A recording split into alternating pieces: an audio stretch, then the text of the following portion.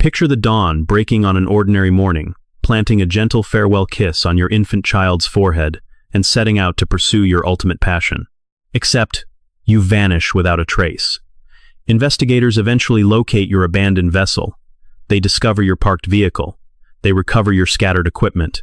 Yet, your physical body has completely evaporated into thin air. Fast forward to your own memorial service, where a specific pair of mourners shed the most agonizing tears, clinging to one another in a theatrical display of earth-shattering grief before the gathered crowd. Behind those weeping eyes hide your very murderers. What follows is the chilling, tragic narrative of Michael Williams. He was a fundamentally decent individual who played strictly by the rules, possessed an unmatched professional drive, offered his spouse far more devotion than she warranted, and placed unwavering faith in his closest companion. Ultimately, that profound, unquestioning loyalty served as his absolute undoing. The victim's origins trace back to a quiet upbringing in the rural outskirts of Bradfordville, Florida. Known simply as Mike to his peers, his formative years were spent inside a cramped mobile home alongside his elder sibling Nick, his father Jerry, and the family matriarch Cheryl.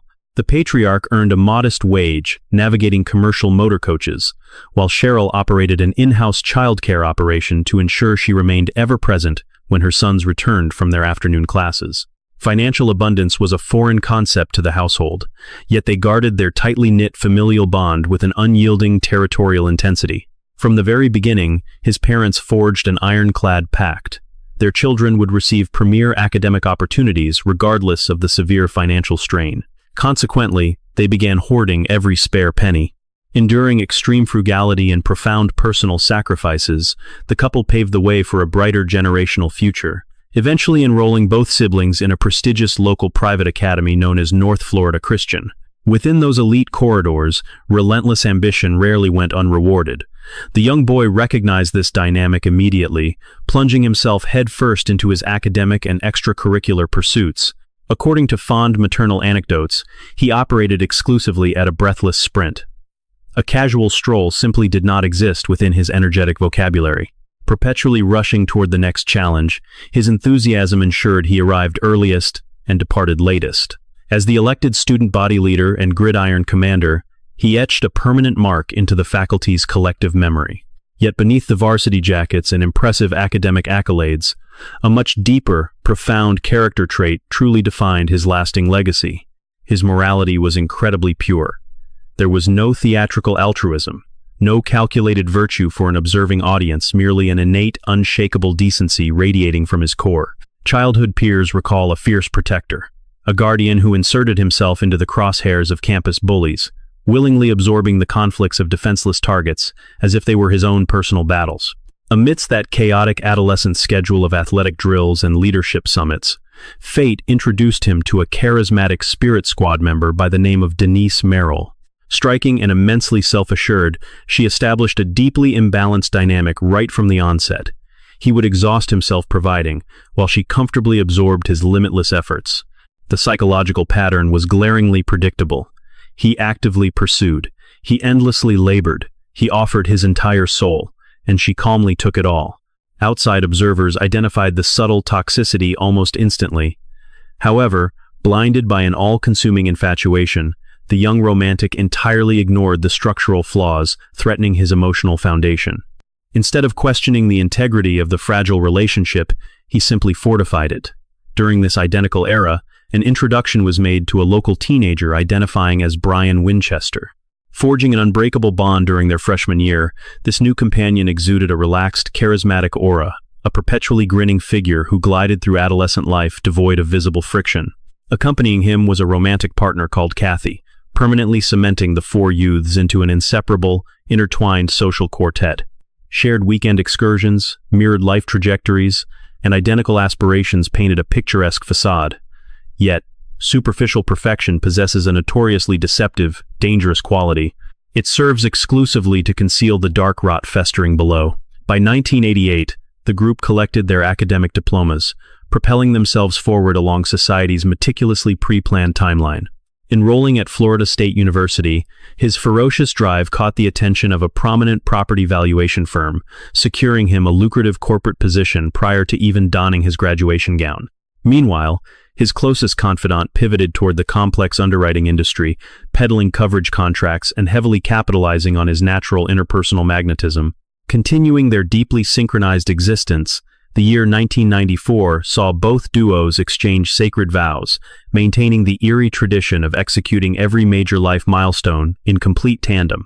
As maturity set in, the young man's professional endurance rapidly transformed into a mythical tale within the local corporate sector. Supervisor Clay Ketchum described an unprecedented level of dedication, watching his protege punch the clock long before dawn and power relentlessly through the daylight hours. Following a brief evening meal alongside his household, he would routinely retreat to his desk, grinding away until the early morning hours, only to reboot the grueling cycle mere moments later.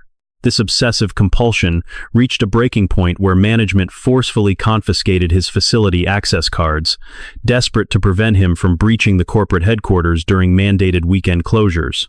Approaching the dawn of a new millennium in 1999, the 30-year-old high achiever was generating a staggering $200,000 annually. Unbeknownst to him, an invisible countdown had commenced, leaving a mere 12 months on his mortal clock. That very same year, his spouse delivered a beautiful baby girl, christened Ansley. Coincidentally intercepted by regional news cameras roaming the maternity ward, this formidable, unshakable powerhouse of a man dissolved into an awestruck, vulnerable state on public television. He tearfully confessed to the camera lens, declaring a profound, newfound reverence for his partner, deeply humbled by the excruciating female sacrifice required to manifest human existence. The absolute instant his gaze locked onto the newborn child, a fierce, protective, paternal devotion permanently fused to his very soul. Suddenly, the relentless corporate grind, the grueling 15-hour shifts, the stolen weekend afternoons hunched over spreadsheets all carried a singular, undeniable, beautiful purpose. Following the devastating loss of his own patriarch shortly after the birth, the grieving son clung to his surviving relatives with desperate intensity, openly expressing a desire to expand his growing household. He relentlessly lobbied his wife for a second pregnancy, vocalized his dreams of a sprawling lineage to close companions, and maintained a rigid schedule of weekly welfare checks with his widowed mother. If his spouse phoned his corporate desk regarding an empty fuel tank, he would instantaneously abandon highly lucrative projects, physically navigate to her exact coordinates, refuel her vehicle himself, and quietly return to his cubicle. His inner circle frequently mocked this extreme subservience, jokingly remarking that they, too, wished they possessed a husband so thoroughly, happily domesticated. Yet, the casual humor swiftly evaporated when a much darker reality began to emerge behind closed doors. Significant financial assets were silently hemorrhaging from their shared ledgers. It initiated as a mere trickle of misplaced funds, quickly snowballing into massive, unaccounted-for withdrawals. Detecting the severe anomaly, the provider sought vital counsel from the single individual he valued above all human beings. Seeking solace, he confided in his supposed best friend, laying bare his anxieties about the vanishing funds and a creeping dread regarding his wife's unraveling behavior. Playing the part flawlessly, the traitor absorbed every word, locking gazes and offering a reassuring, deceitful grip. Whispering empty comforts, he effortlessly disarmed a fiercely devoted husband whose blind loyalty allowed him to leave entirely at peace. The naive victim remained blissfully unaware that those drained accounts were never funding a narcotics habit, but rather financing clandestine motel encounters. He was completely oblivious to the sickening reality that his so-called brother tracked every vanishing penny simply because those funds flowed directly into his own pockets. Under oath years later, the betrayer took the stand to pinpoint the exact moment their illicit romance ignited. October 13th, 1997. This wasn't some hazy recollection. The timeline was etched into his memory with chilling, absolute precision. At that juncture, the doomed couple was only 3 years into their vows, while the orchestrator remained tethered to his own wife, long before children. Living as neighbors, their daily existences bled together seamlessly, a suffocating proximity the killer recounted to the jury with deeply unsettling nonchalance. The betrayal compounded like an avalanche. Every stolen moment they shared only deepened their insatiable, toxic obsession. Fueling their delusion through mutual grievances about their respective partners, they weaponized complaints to rationalize the sin, culminating in a sickeningly blunt courtroom admission. He brazenly confessed to juggling a decent family while keeping his neighbor's wife as a dark secret, orchestrating 15 clandestine weekly rendezvous across motels. The predator shadowed the couple on out-of-town work obligations, slipping into the shadows with the deceitful bride while her husband was trapped in corporate boardrooms. Occasionally, they defiled the marital home itself, cavorting while the provider slaved away until 2 a.m, blindly financing the betrayal, destroying him. The orchestrator observed every vulnerability, acting as a supportive anchor while his supposed brother wept mourning a deceased patriarch. He kept the charade as a daughter arrived, watching the new father beam into a hospital lens, consumed by pure devotion. Through countless mundane weekday calls meant for simple camaraderie, the traitor harbored his dark secret, continuously playing the steadfast companion. By the dawn of 2000, a mere 9 months prior to the tragedy, the lovers' clandestine whispers morphed into something far more sinister. Endless fantasies of a permanent future had always circled the logical, legal dissolution of their marriages. Yet she outright refused, driven by what her lover testified was an agonizing, obsessive fixation on her pristine social facade. Raised in a rigid hierarchy demanding perfection, she viewed the public humiliation of a shattered marriage as a burden she absolutely refused to carry. A secondary, darker motivation anchored her decision, the reality that a legal separation meant splitting time with their infant daughter. She harbored an absolute refusal to divide custody with a devoted father, whose entire universe revolved entirely around that child. With legal separation discarded, the arrival of spring in 2000 brought forth chilling discussions regarding their singular, bloody alternative. Whispers of murder echoed in the dark, exploring various execution methods, including a staged catastrophe plunging both men into freezing depths during a swamp excursion. One perishes underwater, the other escapes. A tragic, flawlessly believable twist of fate. He recalled his lover favoring this aquatic trap, anchored by a twisted psychological justification about leaving room for a miraculous escape. She reasoned that abandoning his fate to divine intervention, offering a microscopic sliver of survival, somehow absolved her, morphing an assassination into a mere tragic circumstance. Framing it as divine will, they locked in a horrific deadline, December 9th, 2000. Dawn broke with the assassin primed, only to be halted by her frantic call, abruptly pulling the plug out of sheer cold feet. The sudden cancellation washed momentary relief over the hitman, sparking fleeting hope the nightmare was aborted, until the silence shattered 72 hours later. Reaching out again, her tone was terrifyingly resolute, marking a new target. December 16th, their wedding anniversary. It was the exact milestone he spent weeks eagerly anticipating, meticulously planning a romantic bed and breakfast getaway to commemorate their 6-year union. In a masterclass of psychological cruelty, the Black Widow selected the singular date her husband was absolutely guaranteed to rush back home. However, a crucial financial undercurrent necessitates unraveling before that fatal dawn. The doomed man was shielded by 3 lucrative mortality clauses. With payouts spanning $500,000, $250,000, and a staggering 7-figure sum, the $1.75 million bounty named his treacherous wife as exclusive recipient. Assuming his prior coverage would expire, the oblivious provider had actually ceased financing the older financial safety nets. Unbeknownst to him, a shadow operation was underway. His spouse quietly funneled cash into those accounts monthly. The most menacing piece, that fresh $1 million contract, had been peddled to the target by the orchestrator himself, a mere half-year prior to the vanishing. Exploiting their bond, the broker aggressively pushed the paperwork, leveraging the victim's outdoorsman lifestyle and paternal instincts to validate the heavy coverage. Blind faith dictated his signature, yet that document harbored a ticking legal bomb, a strict window allowing underwriters to scrutinize and potentially reject any payout. Having orchestrated that sale in mid-2000, a merciless countdown was already relentlessly ticking. Should the fatal accident occur beyond that threshold, corporate adjusters might deny everything. The absolute cutoff was December of 2000. Predictably, his brutal demise aligned perfectly in December 2000. On the eve of the ambush, the killer methodically intoxicated his own wife, ensuring her alcohol-induced slumber provided a perfect, unquestioning alibi for his dawn departure. Long before sunrise on December 16th, he abandoned his bed to meet Mike at a local filling station. Just 2 companions. Shrouded in the early darkness, they dropped their vessel at a desolate launch point, purposely secluded from fellow sportsmen and prying eyes. Drifting into the murky depths, the predator had a singular goal: ensure his companion wore those heavy waterproof overalls, lying about navigating a shallow hunting ground. Despite a strict personal mandate against wearing such restrictive gear while operating the vessel, the victim placed blind faith in his companion. He strapped the gear on. The predator bided his time, waiting for the exact second to violently shove his companion into the freezing abyss. Plunging beneath the surface, those overalls instantly transformed into liquid lead, dragging the victim downward. A flawlessly executed trap. Cutting the motor, the orchestrator watched his plot fracture. Thrashing in the pitch-black, freezing depths, the panicking victim miraculously stripped away the flooded death trap. Shedding his heavy coat, he escaped the suffocating anchors meant to drag him to a watery grave. Against all odds, he broke the surface, treading water. Seated calmly in the vessel, the betrayer simply stared as his closest companion engaged in a desperate battle against drowning. No lifeline was offered, no hand extended.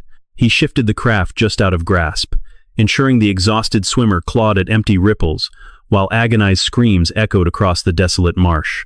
This was the confidant he had relied upon since they were 14, the groomsman who celebrated his vows, and the uncle who cradled his newborn child.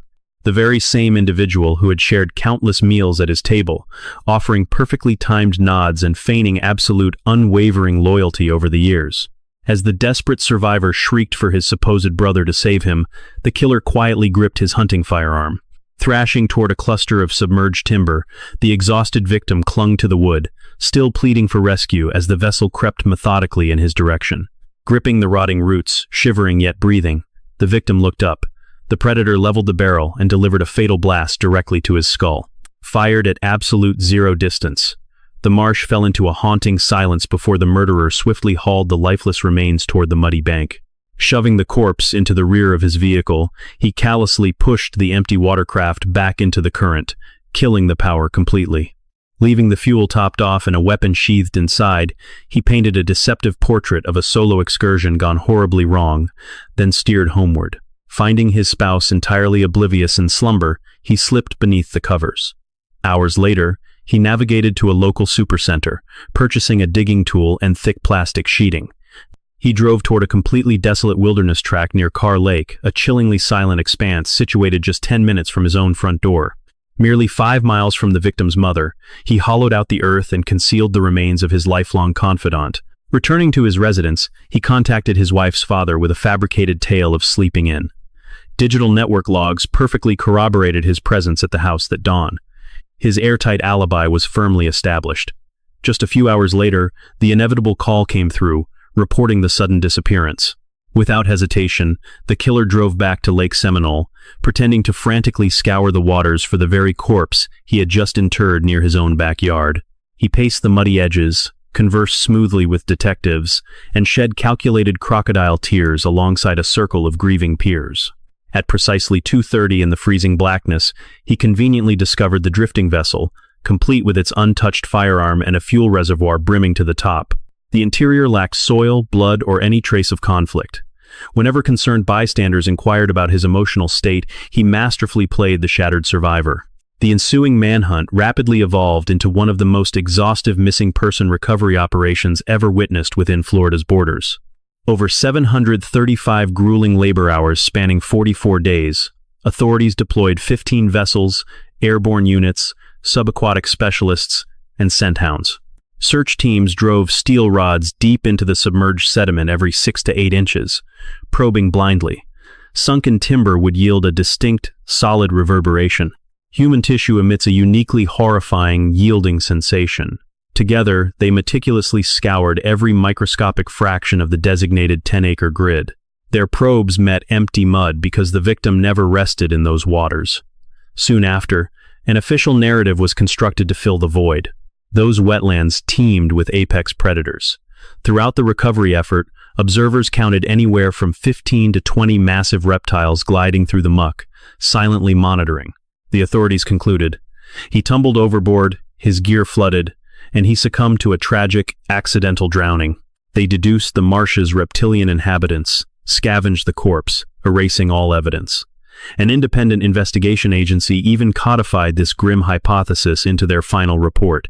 It was presumed these prehistoric beasts tore the victim apart, stashing the fragments deep within inaccessible underwater dens. State wildlife officials formally sealed the dossier, definitively ruling it a tragic accident. the investigation was officially abandoned. Yet, one woman digested that tidy conclusion and experienced a chilling realization.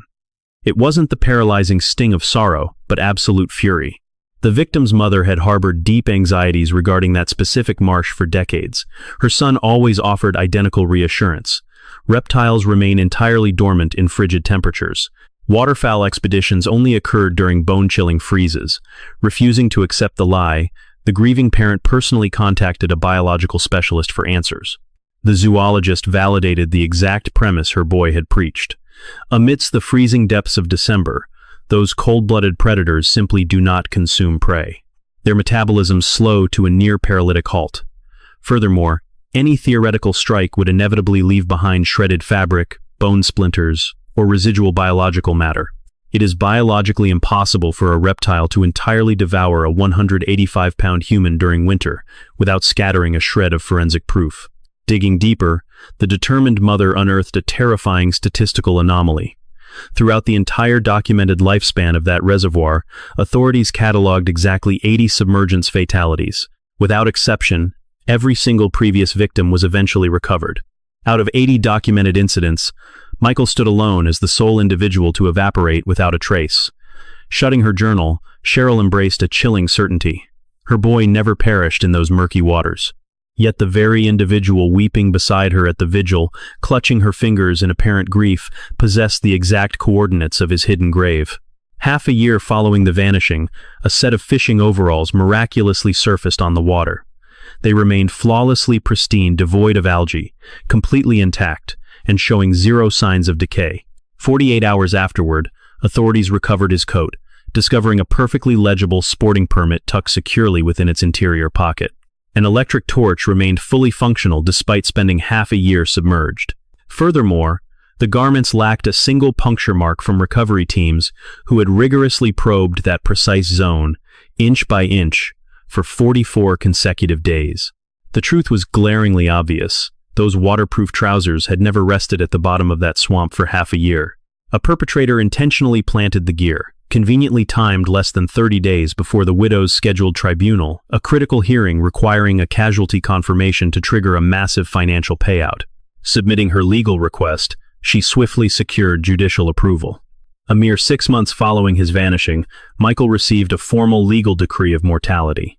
The official ruling cited unintentional asphyxiation by water. A standard 5-year waiting period miraculously shrank to half a year, allowing her to quietly pocket roughly $2 million. Sometime later, the deceptive friend rolled his pickup truck next to the grieving mother. Casually, he brought up the mortality documentation, noting the shocking speed of its rapid approval. Staring directly into the eyes of the woman whose child he had brutally slaughtered, he callously remarked about her presumed shock over how fast authorities finalized the fatality paperwork. Meeting his cold stare, she fiercely retorted that the sudden, miraculous appearance of the physical clues made the swift judicial conclusion entirely predictable. A sickening smirk crossed his face as he credited divine intervention for the miraculous discovery. The devastated mother refused to break eye contact. She coldly informed him that she recognized true blessings, and those garments were undoubtedly staged. Without another word, the killer started his engine and sped off. The widow subsequently confronted her former mother-in-law with a chilling ultimatum: abandon the quest for criminal inquiries, or permanently forfeit all access to her son's little girl. At just 19 months of age, the toddler represented the final surviving fragment of her boy's legacy. Absorbing the malicious blackmail, the mourning parent finalized a heartbreaking decision. Her unyielding loyalty remained with her slain child. Channeling every ounce of affection meant for the toddler, she weaponized that devotion into a relentless crusade to uncover the truth about the father's demise.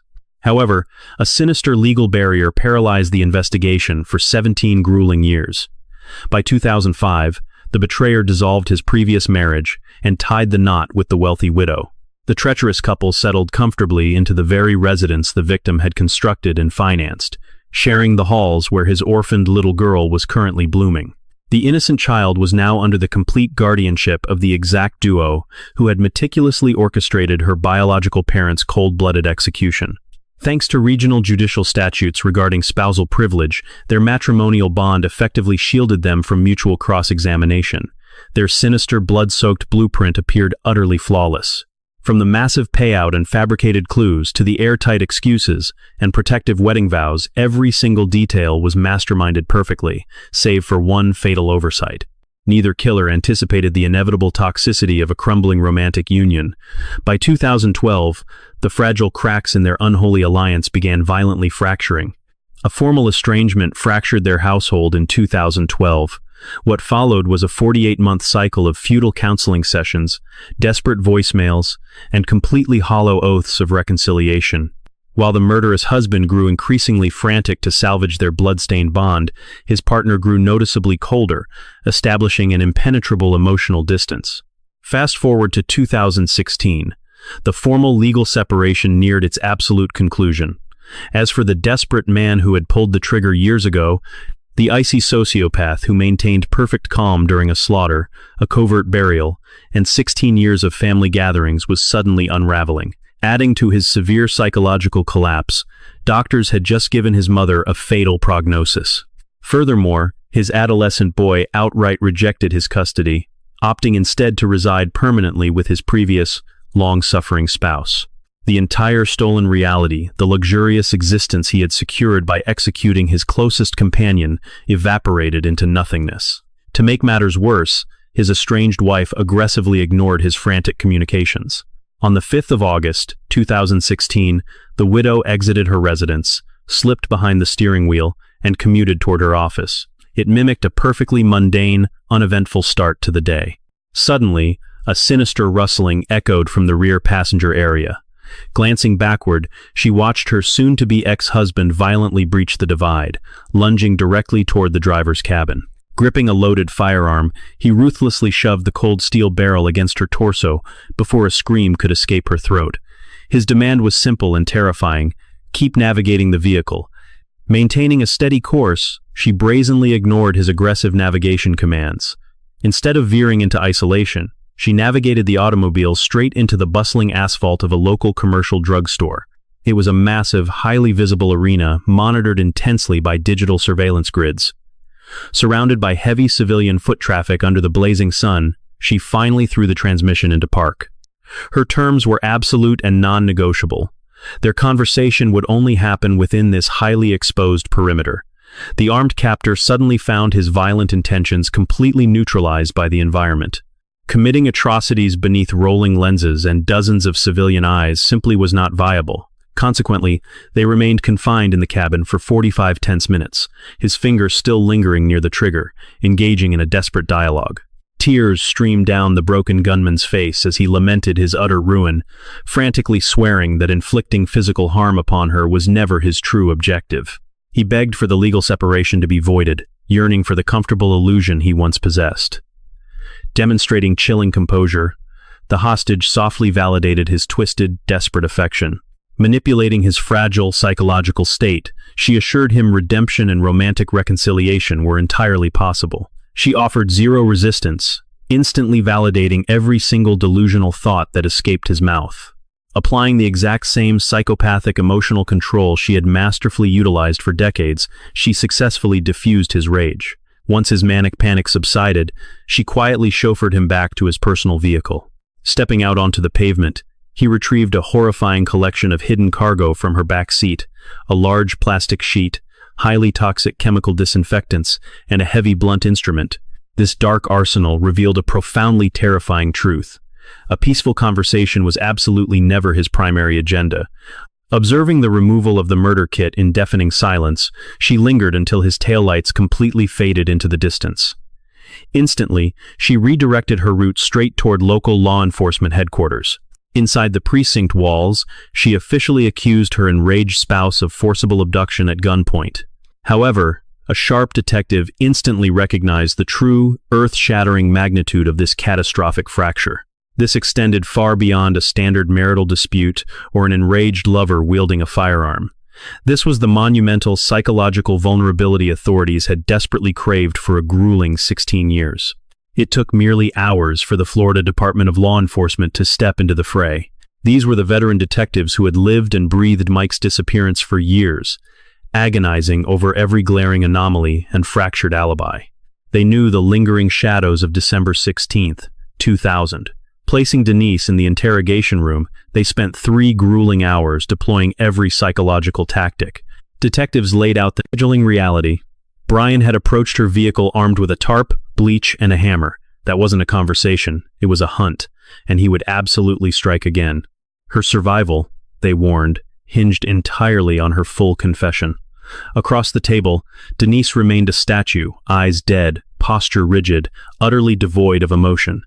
Her only willing topic of conversation was the abduction itself. Feigning total ignorance about Mike's ultimate fate, she maintained the tired charade that the dark waters of the lake had simply claimed him. Leaning in close, a detective shattered her narrative, noting that in the vast, recorded history of Lake Seminole, not a single drowning victim had ever vanished without a trace. Except for Mike, the implication was unmistakable, yet Denise deflected, offering only a cold, indifferent denial to the damning statistics. They promised Brian's imminent arrest, planting the seed that a man staring down 30 years in a concrete box tends to find his voice. Unfazed, Denise claimed she could not predict her former lover's words. 3 agonizing hours, countless psychological traps, and she yielded absolute silence. Yet, beneath her calculated exterior lay a fatal miscalculation. She assumed turning Brian in for abduction was a masterstroke of control. She believed she could cage him while remaining safely hidden behind the impenetrable fortress of deceit they had shared for 16 long years. She failed to grasp that the moment she crossed the threshold of that precinct, she had unwittingly handed the authorities the very key to her destruction. With Brian in custody and staring into the abyss of a massive prison sentence, a critical dynamic shifted for the first time in over a decade and a half. Their marriage was legally severed. The sacred spousal privilege that had draped a protective veil over their darkest secrets, that impenetrable legal armor making the mystery unsolvable, had instantly evaporated. Brian Winchester was suddenly vulnerable to the subpoena. The state moved with lethal precision, sliding a desperate proposition across the table. Reveal the absolute truth about Mike Williams. Confess the darkest details, they offered, and walk away with total immunity regarding the homicide itself. They even dangled leniency for the abduction charge. Brian weighed the weight of 16 years of toxic secrets against his freedom, and ultimately folded. By October 2017, the dam broke. Brian spilled every sickening detail to detectives, starting with the illicit romance born on October 13, 1997. The endless hotel rendezvous, the betrayals in Mike's own bed while he worked, and the sinister plotting that began in March 2009, months prior to the execution. He outlined their twisted brainstorming sessions, highlighting Denise's chilling justification. Staging a tragedy wasn't homicide, it was simply manifesting divine providence. He recounted the aborted attempt on December 9th, leading directly to the fatal, unalterable morning of December 16th. The haunting pre-dawn stop for fuel, the desolate fog-choked boat ramp, the calculated shove that sent Mike plunging into the frigid depths in heavy waders. Brian coldly watched his friend struggle, intentionally reversing the boat. Yet, Mike fought back, shedding the death trap and desperately clinging to a submerged stump. The terrified cries for help, instantly silenced by a shotgun blast. The surreal drive back to a sleeping wife, slipping into bed, followed by the gruesome supply run for a shovel and tarp. Once the horrific confession was complete, he finally surrendered Mike's location. For 5 grueling days, teams scoured the edges of Carr Lake from dawn till dusk. They excavated massive 9-foot craters in a desolate marshland, a mere 10-minute drive from Brian's residence and agonizingly close to where Mike's mother lived. Highly trained scent hounds eventually pinpointed the tragic burial site. Beneath the mud, Mike Williams was finally unearthed, ending a 17-year phantom hunt. He was finally returning home. From the earth came his fractured remains, the weathered winter boots, and the degraded gloves. Even the garments from that doomed dawn of December 16, 2000, remained, alongside something deeply poignant clinging to his skeletal hand. His gold wedding band. Forensics mirrored the grim confession flawlessly. A devastating point-blank shotgun wound to the face, delivered intimately by the man he trusted most. Mere hours following Brian's 20-year sentencing for the abduction, state authorities convened a highly anticipated media briefing to break the silence. Mark Perez, the commanding special agent of the Tallahassee Regional Operations Center, stepped up to the microphones. Looking into the cameras, he delivered the words everyone had waited for. The mystery of Mike Williams had finally been definitively unraveled. It was a brutal homicide. For Mike's mother, Cheryl, hearing that stark truth validated 17 torturous years of maternal intuition. Yet, the scales of justice remained unbalanced, as a crucial architect of the nightmare still walked completely free. The master manipulator who had callously selected their very own wedding anniversary as the perfect day for execution. The ice-blooded widow who endured a 3-hour interrogation without blinking, fully aware her husband's remains were decaying just a few miles down the road. On the morning of May 8, 2018, 5 months post-discovery, detectives ambushed Denise's workplace. Hauntingly, it was her daughter Ansley's 19th birthday. The young girl marked her 19th year on Earth the exact same day her mother was handcuffed for her father's slaughter. True to form, Denise uttered not a single syllable as the steel snapped shut. Staring blankly into the distance, she watched the pristine facade she had ruthlessly guarded for nearly 2 decades crumble into ash. On December 11, 2018, exactly 18 winters after Mike drove into the pitch blackness of his demise, his widow faced a judge, indicted for first-degree murder, conspiracy, and acting as an accessory to the ultimate betrayal. When the dust settled in the courtroom, lead prosecutor John Fuchs addressed the jury with chilling clarity. The underlying motive was terribly simple. Denise Williams found the title of grieving widow far more appealing than that of a divorced wife. There was no profound mystery at play here.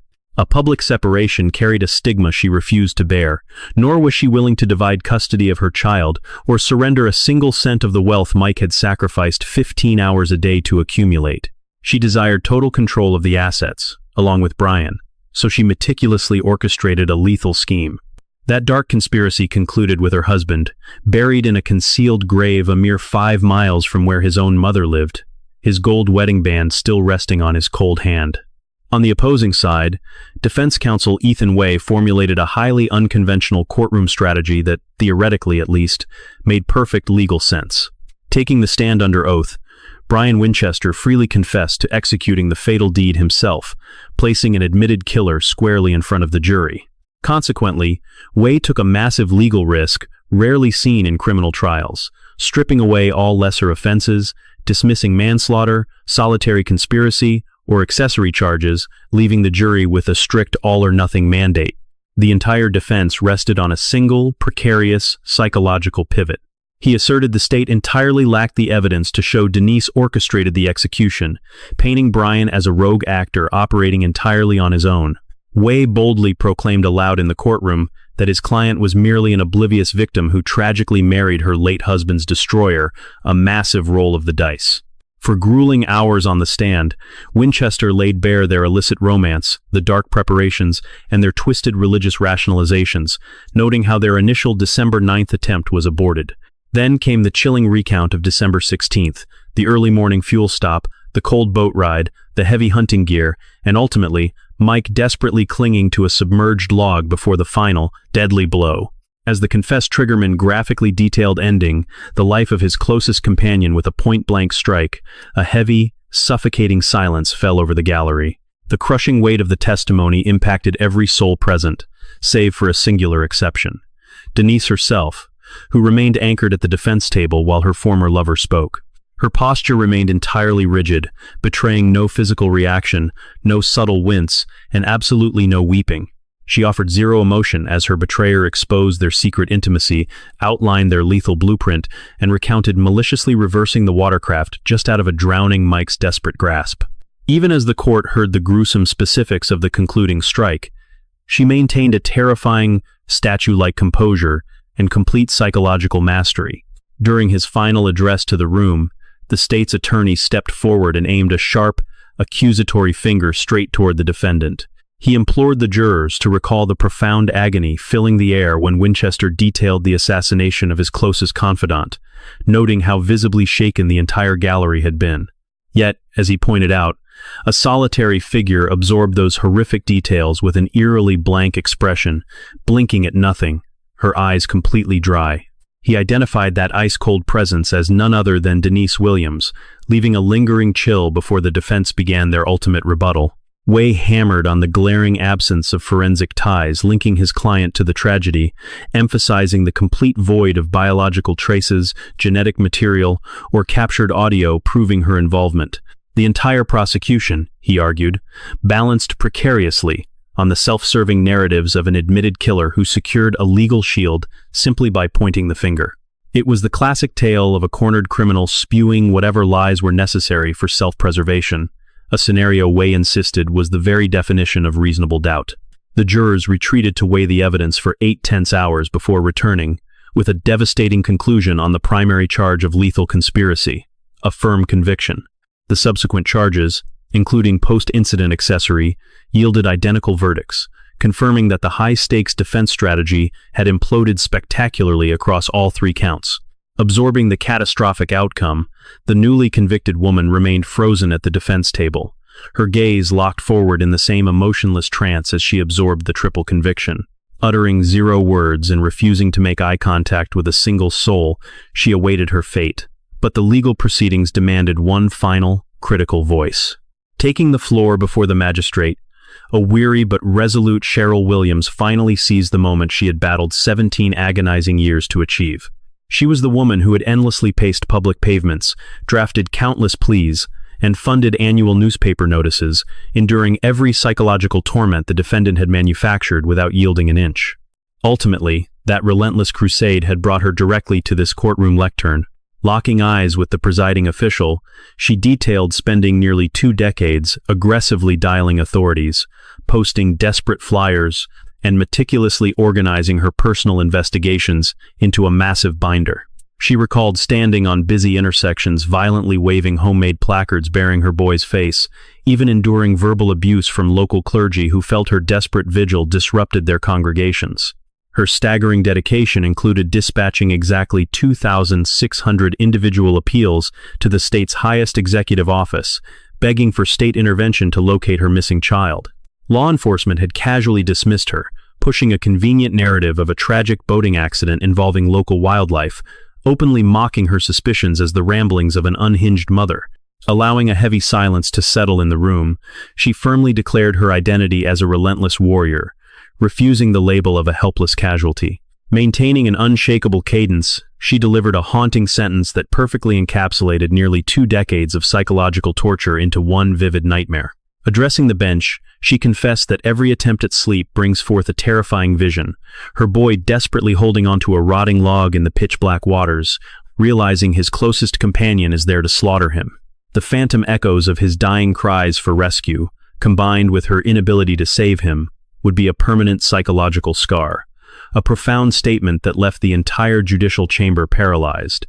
The magistrate handed down a permanent, lifelong incarceration mandate, though the convicted widow would eventually file an appellate challenge in the year 2020. A higher judicial panel determined the state failed to definitively prove she acted as a primary participant in the physical execution, drawing a strict legal distinction between masterminding a plot and pulling the literal trigger. Consequently, the most severe, first-degree conviction regarding the taking of a human life was formally vacated by the appellate judges. However, the critical conspiracy charge surrounding the calculated plotting of the execution remained firmly intact, resulting in a new 30-year mandate requiring a mandatory 85% completion before parole consideration. Taking this final legal adjustment in stride, a resolute Cheryl Williams quietly continued her solemn tradition of purchasing her son's annual memorial notice. Brian Winchester now sits behind the bleak walls of Wakulla Correctional Institution just outside Tallahassee, serving out his 2-decade sentence. When his parole eligibility finally arrives in 2034, he will be a 63-year-old man facing the weight of his past. Mike's only daughter, Ansley, came of age within the very walls of that home, her entire reality shaped and nurtured by the exact 2 individuals who orchestrated her father's demise. For her entire life, the only narrative she grasped regarding her father's tragic fate was the carefully constructed illusion they fed her, a facade that violently shattered upon her mother's arrest when she was just 19 years old. Regardless of where her loyalties lie today, her convictions were forged with genuine innocence, cultivated entirely inside a sprawling, sinister deception she was utterly blind to. Standing before a judge, she pleaded for absolute leniency for her mother, firmly clinging to the belief of Denise's innocence, while Cheryl remains tragically estranged, having yet to even lay eyes on her precious granddaughter. Without fail, as each of Ansley's birthdays rolls around, Cheryl publishes a modest newspaper tribute featuring Mike's portrait alongside a few tender words. It is a silent plea that never echoes back, yet she persistently honors the dark ritual. When Mike Williams was ultimately laid to rest, his mother took the podium with an astonishing request. She demanded the presence of absolutely anyone and everyone, extending the solemn gathering far beyond his immediate inner circle. In an ultimate testament to her son's boundless grace, she even welcomed the loved ones of Brian Winchester, reflecting the exact kind of relentlessly forgiving soul Mike possessed. Herein lies the profoundly agonizing paradox resting at the very core of this dark saga. Mike Williams was not wiped from this earth due to some reckless misstep. His demise was never the consequence of a tragic error in judgment, nor was it the fatal punishment for committing a single malicious act against another living soul. He was ultimately slaughtered for his inherent purity, for pouring his soul into his labor, for loving without boundaries, and for handing over his absolute trust to those who never deserved it. He constantly elevated those closest to him onto towering pedestals, unaware that a shadowy figure would weaponize that very height to plot his destruction from above. Today, Denise Williams remains locked away, quietly serving out her mandated time behind the razor wire of the Florida Women's Reception Center located in Ocala. As for Cheryl Williams, the relentless matriarch who unflinchingly followed the heavy, divine calling placed deeply upon her spirit. This fiercely devoted mother, who chose to fight for her son even as it ravaged her own life, remains out in the world, forever publishing those birthday tributes, perpetually trapped in the quiet agony of waiting. Mike Williams was owed that celebratory anniversary getaway, just as he was deeply entitled to welcome the second baby he so fondly envisioned. He earned the right to witness Ansley blossom into adulthood and to gray peacefully beside souls who possessed genuine affection for him, yet every ounce of that future was violently stolen away. However, he possessed one formidable weapon his murderers fatally miscalculated in their cold-blooded equation: the unwavering, ferocious love of a mother. Armed with a mere 27 pages, a simple pen, and a soul-crushing grief violently channeled into an unstoppable force, that very mother dragged his truth into the light. May you finally find peace in the dark, Mike.